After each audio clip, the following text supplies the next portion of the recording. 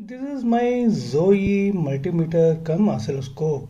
But from long time I was searching for PC interface for multimeter. But unfortunately in this particular model there is no PC interface.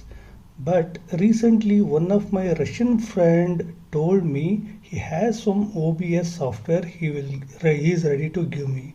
So I requested him and he has given me. So finally, see, I using this, I'm connecting this. See, it's a interface. Here I'm changing the mode. Here also it's changing. See, megaohms 0. Okay. Here also I'll change to beep. Okay, beep, and here giving beep 0. Here also 0. Thank you very much, friend. He is from Russia. I don't know really his name. Thank you.